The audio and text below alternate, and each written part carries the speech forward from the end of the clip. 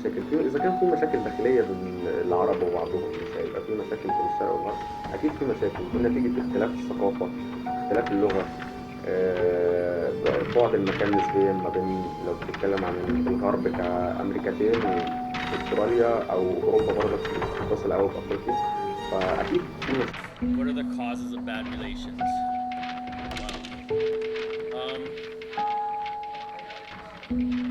I think primarily, fundamentally, the problem is ignorance, of course. And I think that's always the problem. One thing I did not expect to find in the Middle East, North Africa, were the very interesting stereotypes about Americans, especially about American women. And some of the more extreme examples that I've heard, I met a Qatari woman who, when we became friends, she started asking me these burning questions she had about American women. She asked if there were American women over age, I think she said 13, if they were virgins, if there were any virgins over the age of 13, if every American woman had to have a paternity test to figure out who the father of her child was, if every American woman slept with each of her male friends. And a lot of these stereotypes came from American media. She had seen shows like Jerry Springer, talk shows like Jerry Springer. She had seen American movies, a popular plot line where women fall in love with their friends and get married.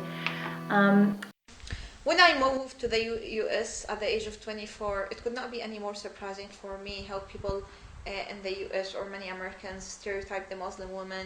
I do come from a relatively committed and conservative family. However, I'm pursuing my studies in the US. They had this stereotype about Muslim women either being conventional, staying at home and doing almost nothing, or being liberal. Because of this, I became very aware of accurate stereotyping that is taking place in the West. And actually, this stereotyping or this complicated relationship was born due to many circumstances.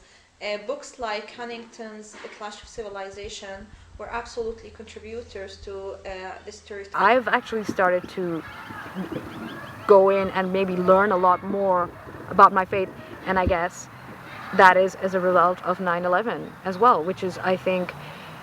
How is that a result of 9/11?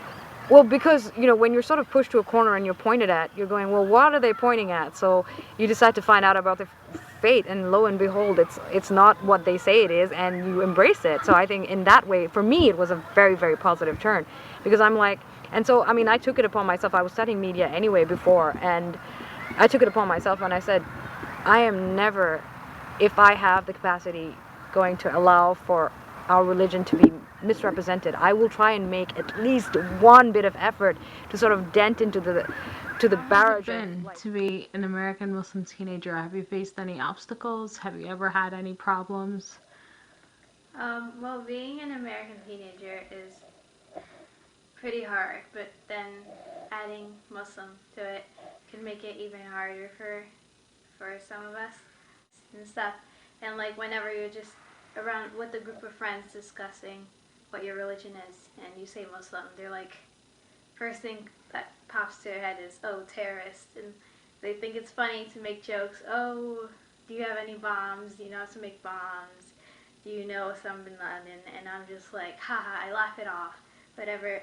But it's really like, it's just really heartbreaking, I guess, to see how ignorant people are about the religion. So growing up, it's fed into your mind that, okay, you should hate America, or America's not good, or the American government is not good. And you try, because I personally think, because I was raised in America, I was raised to have a mind of my own, and not to listen to what your family is saying or to what your media is saying, but to rather listen to them and actually analyze and think and have your own mind and actually be able to make a decision of your own. And my roommate was an American here at AUB, and she was my best friend.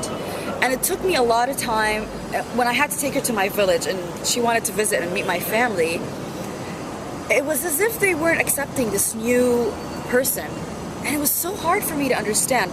I didn't have that issue. I loved everyone equally. Again, because I was raised in a community full of love and with no stereotypes. But in Lebanon, it's different.